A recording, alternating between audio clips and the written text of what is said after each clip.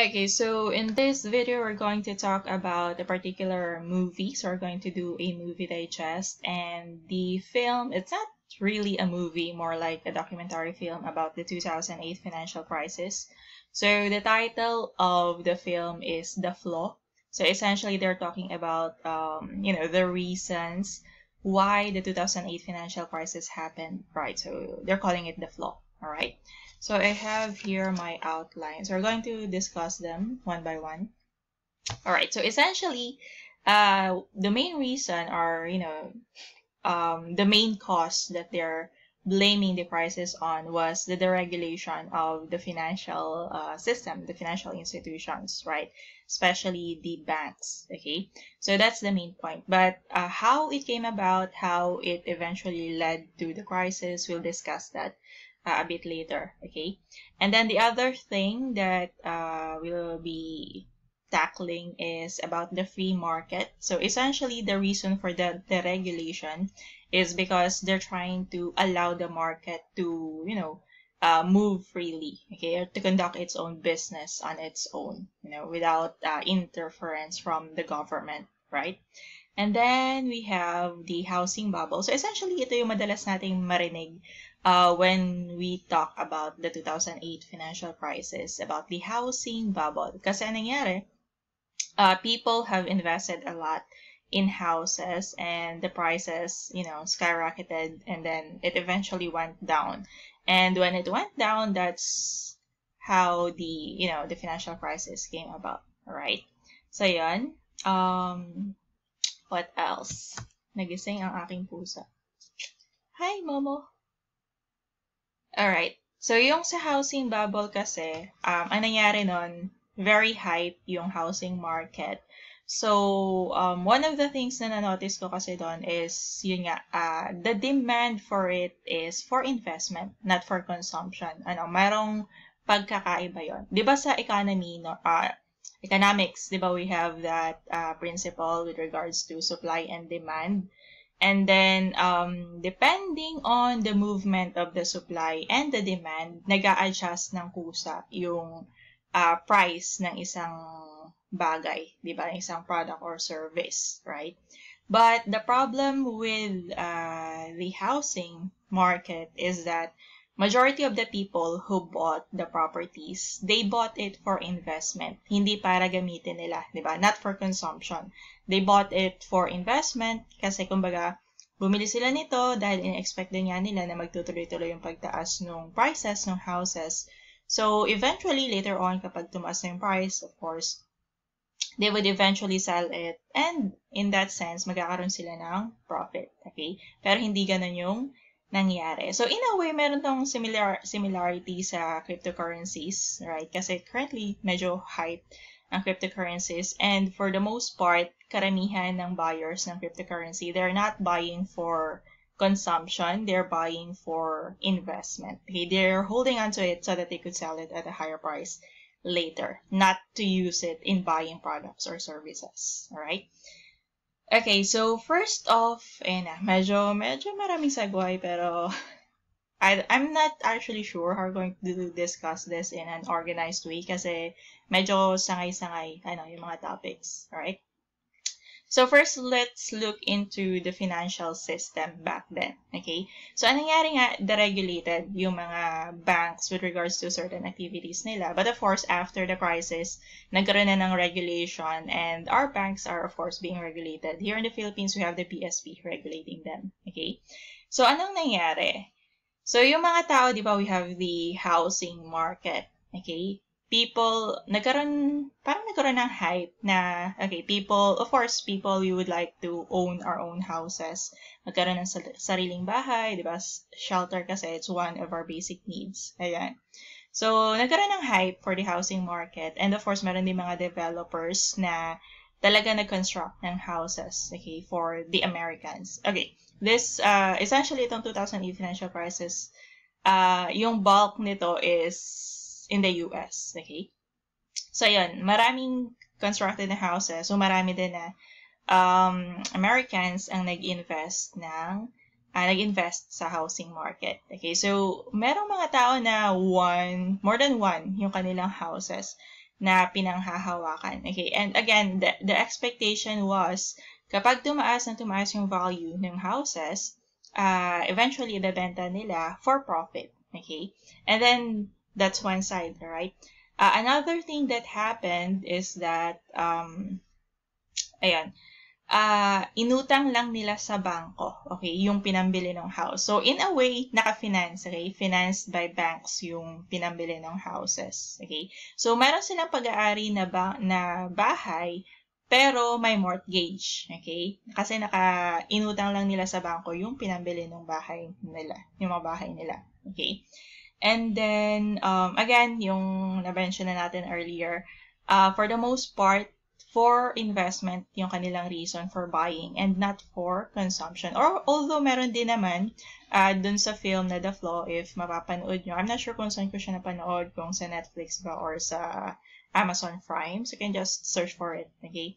Maganda yung documentary kasi na-explain siya ng maayos. Although kahit may background ka na ng economics or accounting or business, minsan ipopause mo rin talaga yung pinapanood mo for you to absorb yung binabanggit dun sa film. Okay? But we're doing the digest here. So, ayun. Siguro mas maganda kung panoorin mo muna itong digest before you watch the film. Okay? Para magets mo agad yung pinakita doon. Okay? So, going back, ayun nga, for investment kasi yung reason nila for buying instead of for consumption. Although, meron yung Americans na for consumption din naman, yung bahay is talagang tinitirhan nila and because they want to own their own house. Okay? Tapos, ano yung nangyari? As the value or prices of the houses go up, yung mga banks, they lent more to the borrowers. Okay? Nagpautang. Okay? Yung mga bangko. So, let's say yung bahay, di ba? Of course, accounting, historical cost tayo. Normally, sineset natin yung value ng isang bagay based on cost. So, let's say yung bahay na-construct for 100,000. Okay? Example lang ha, for simplicity. Okay? But over time, of course, yung value niya naging 1 million na. Okay? Now, ang value niya ay 1 million na, yung bagong tao wants to acquire this property for investment. Okay? So, finance niya ngayon sa bangko. Okay? Itong si bangko, pinautang itong tao na to para ma-acquire niya yung bahay for 1 million. Okay?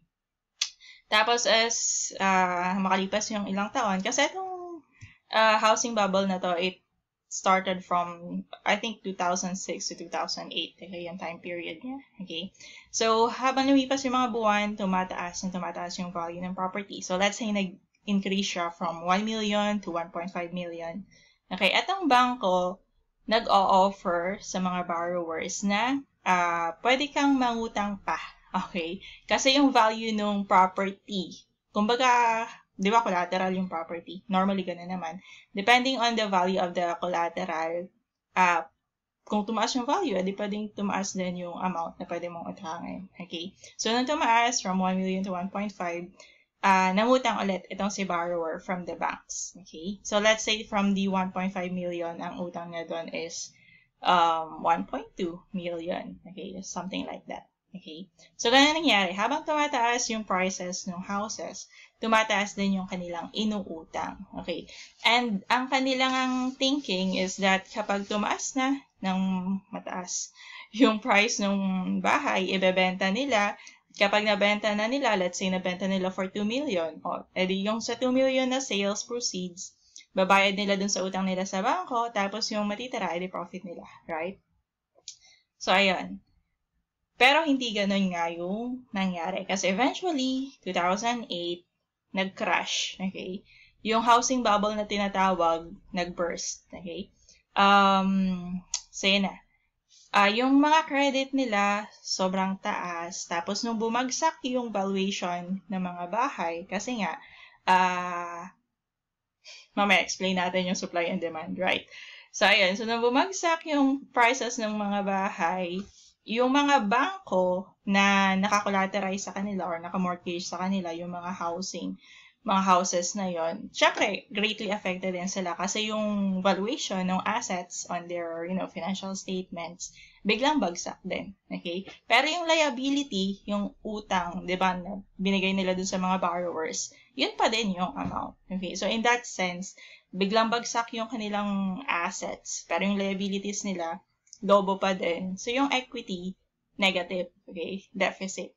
So, kumbaga, talagang lumabas na ang laki na naging losses ng mga financial institutions during that time. Okay? And then, on the part naman ng mga tao, ng mga borrowers, lubog sila sa utang ngayon. Kasi yung inaasahan nila na bahay na ibebenta sa kanila para sila kumita, hindi na nila ngayon maibenta ng maayos kasi bagsak presyo na. Okay? Papasok ngayon dito yung principle ng supply and demand natin, di ba? Ang presyo ng isang good or service, affected yan ng supply and demand. Kapag masyadong marami yung supply, di ba ang tendency ng presyo is bababa yan. Okay? Kasi maraming nagtitinda ng product or service. Okay? Etong mga suppliers na to, para maibenta yung kanilang product, syempre, aakitin yung consumer by lowering the cost or the price ng product or service. Diba? Oy, dito na kayo bumili sa amin, mas mura, ganyan. So, kapag marami yung nagbebenta or marami yung supply, tendency, bababa yung price. Okay? Eventually, ganun yung nangyari dun sa 2008 financial crisis. Sobrang dami ng sobrang dami ng nagmamayari ng mga houses with the intention of selling it. So, in a way, kumbaga nakita na maraming supply ng bahay, okay, that will be given for sale or that will be put out for sale, okay. So, with that, kumbaga with that scenario, talagang pababa talaga yung magiging prices ng mga bahay na yun, okay. And then, of course, yung demand. Dahil, di ba, when it comes to demand, kapag mas mataas yung demand, mas mataas din yung presyo. Okay? Kasi yung sa demand, kumbaga maraming tao yung gustong bumili. Okay? So, in that sense, dahil maraming gustong bumili, mag-uunahan sila, pwede mong itaas yung presyo. Diba? Kung sino yung magbabayad ng mas mataas, edi sa kanya mapapapunta yung product or service. Right? Pero ang nangyari nga doon, dahil karamihan sa kanila ay bumili lang ng bahay with the intention of, selling it later on, investment, not for consumption.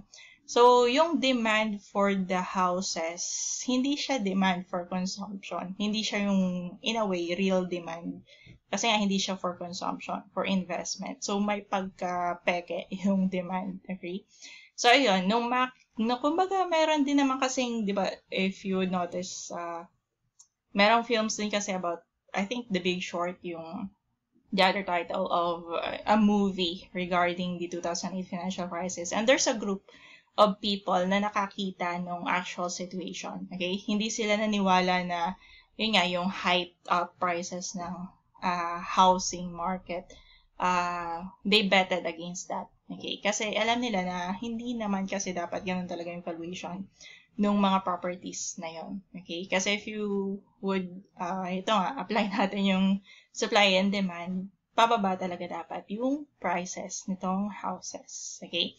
And bakit ba siya tinawag na housing bubble? Di ba yung bubble, o yung balloon, di ba yung loob nun, hangin lang. Okay? Wala namang actual value yung hangin sa loob ng balloon. Okay? So that's why, in a way, kaya siya tinatawag na bubble. Okay?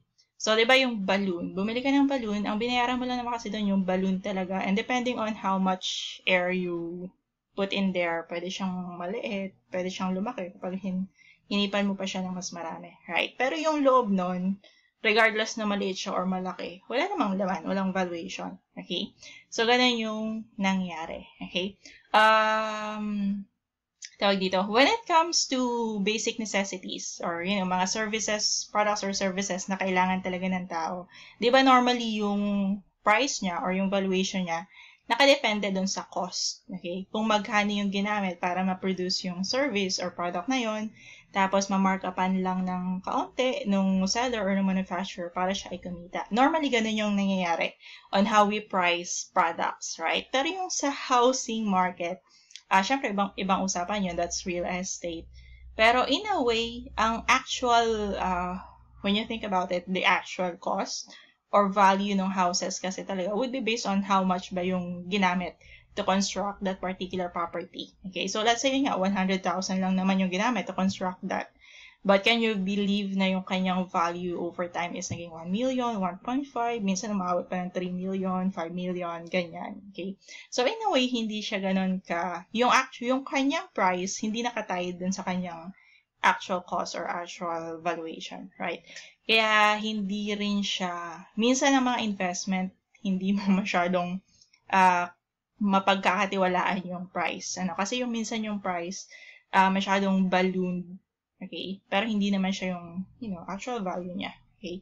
Sometimes you have to ask yourself, is it worth it? Or is it really worth that much, right? And so, in a way, i-relate ko siya. I'll be doing a separate video. I-relate ko lang siya, with regards to cryptocurrency, right? Kasi yung mga cryptocurrency, wala naman kasi siyang, tied in a particular asset ng companies. Unlike dun sa, di ba, we have the stock market, Philippine Stock Exchange, ganyan. Wherein yung prices ng stocks, at least the prices of the stocks are tied to the net assets of the companies, okay? And their, of course, financial performance. Whereas itong cryptocurrency, again, medyo ang tingin ko dyan parang yung housing bubble lang din, the people are buying it with the intention of using it as an investment and not for consumption. Although meron din naman na ilang tao na bumibili ng cryptocurrency because they're going to use it to buy something. But in a way, medyo redundant kasi nga we have existing money na naman. Okay? Na ginagamit talaga natin to purchase goods and services. Okay? So there is that. Alright, ano pa? I'm not sure if you follow yung mga nabanggit ko kanina na examples. Pero essentially, yun lang yung dahilan kung paano nangyari. Yun ngang, tawag dito, yung housing bubble or yung 2008 financial crisis. Of course, currently, regulated na ang ating banks. Hindi na nangyayari yung, kunwari, naka-mortgage yung bahay or real estate property ng isang tao, mag-adjust man yung tawag dito, yung market price niya, ang ginagamit na lang ng banks na basehan is of course yung kanyang, mayroong ibang tawag na zonal value, minsan yung cost na mismo ang ginagamit niya na tawag dito, na basehan kung magkano lang yung ipapautang dun sa borrower. Okay, hindi na siya binabase dun sa mismong, market value. Kahit magkano pang bentahan ngayon ng lupa at building, we're not going to base on that, right? So, ganun. So, in a way, hindi na supposedly or hopefully hindi na siya ulit mangyari since regulated naman na ang financial institutions sa ngayon. Alright. So, yan na nga. Ayan, na-discuss na rin naman natin yung supply and demand. What else? Okay, so I think yun lang naman yung important points dun sa 2008 financial crisis. So, if you have other concerns, I think meron akong na-miss, but I couldn't remember as of now. If you've noticed, dire-diretso lang din naman yung discussion based dun sa outline na naisulat ko dito. Okay? So, that's it for this one. Again, you might want to check out the film, The Flaw, ang title. The Flaw. Okay. And then, there's the other movie, The Big Short. It's also related to the 2008 financial crisis. Okay. I think it's, what do you call that? It's important to understand this thing so that we'd be, more aware of what's happening, what's currently happening, and is there a chance that it's going to happen again? Maybe in some, form or another. Okay. Hindi man kagaya nung nangyari back then, but there might be some similarities, so you should be careful, vigilant, and alert for it, right? So that's it for this one. Thank you, and God bless. Wait. Thanks and bye. Okay, so wait. Meron palang PS. Okay, so pinanood ko kasi ulit yung naging discussion. I'm just trying to review. Baka may na-miss ako na point. So, eto, meron akong idadagdag na tatlo. Alright? So, paano ba naka-affect yung financial crisis? Diba? Nangyari kasi naman talaga siya is in America, right? But then again, because the affected, industry, hindi lang naman yung housing market or yung real estate, affected din kasi yung financial institutions, right? And these financial institutions in the US, syempre US yan, malaki. Maraming financial institutions yung affected. And majority of, financial institutions, they do have, transactions internationally. especially yung the other countries, they do have what you call that, certain investments or certain transactions with the financial institutions in the US. So, nung nangyari itong 2008 financial institutions, 2008 financial crisis, and then biglang down yung, the financials of these financial institutions, affected din. Kasi yung mga other financial institutions in the other countries outside of the US, meron silang investments in the not exactly investments, but probably they put some of their money into the financial institutions in the US. So, ayun, that's how it affected the rest of the country, and that's how the rest of the world, and that's how it became, a global crisis. Okay, hindi lang siya from in the US. Okay, all the other countries in financial institutions are affected then. Okay. Okay, second point na na-miss ko is, yun nga, demand. Diba, normally kapag tumataas ang demand, tumataas yung price. Pero as we mentioned earlier, peke kasi yung demand na na-generate. Kasi demand siya for investment, not for consumption. So, itong mga taong ito na naki-join dun sa hype, diba, nagbumili rin ng houses kasi nga, yun nga, iniisip nila, tataas daw yung presyo, mag-invest tayo dito. So, bumili tayo ng bahay para pag tumaas yung presyo, di bebenta natin, kikita tayo. Pero nangyari, tumaas yung presyo ng houses kasi nga, yung demand, merong demand, right? Lumalaki din yung demand, pero siya ay demand for investment. So, dumami, yung ngayon, tumaas yung demand, tumaas yung price, pero ang nangyari kasi, yung demand na yon is for investment din. Sila din kasi yung supply, okay? Na bumili sila ng houses na yon para ibenta rin nila, okay? So, yun yung nangyari. Tumaas yung prices. Ngayon, nung marami nang may hawak ng mga houses, yun nga, nagkaroon ng realization na, wait, kanino natin to ibebenta, okay? Halos lahat tayo, meron na tayong hawak na houses for sale. Kasi nga, for investment lang naman, kaya natin to in-acquire. Ngayon, kanina natin siya ibebenta. Ang taas-taas na ng presyo. Benta na natin para kumita na tayo. Ngayon, nung ibebenta na nila, wait, sinong buyer? Okay, meron bang bibili? Diba? So, na-realize nila walang bibili. Kasi sila lang naman yung bumili. Mga taong mag-i-invest din doon. Alright? And in a way, that's the reason kung bakit biglang bagsak din nung prices ng houses. And you would see after the financial crisis, ang daming bahay, pero walang nakatira. Maraming homeless, pero, kahit ang daming bahay, ang daming naging homeless kasi nga, nalubog sila sa utang gawa nun. Okay? Nangutang sila na nangutang sa bangko dahil nga tumataas yung value ng property hawak nila, pero nung biglang bagsak, yung value ng property, maliit na lang, pero yung utang nila, ang laki pa rin. Okay? So, hindi sila nakabayad. Pinalis sila ngayon dun sa property. Diba? Na-foreclose yung property. Kaya maraming tao naging homeless. Tapos yung mga bahay, andyan lang. Ang baba ng presyo, pero walang makabili. Okay? Kasi nga, karamihan ng tao, nalubog sa utang. Okay? So, yun yung additional explanation dun sa nangyari. Okay? I think I just missed it during the earlier discussion. So, I'm adding it here now. Alright? So, ayun lang. So, siguro pag may maisip pa kayo or may maalala ako, dugtong ko na lang ulit. Alright? So, that's it. Thanks and bye.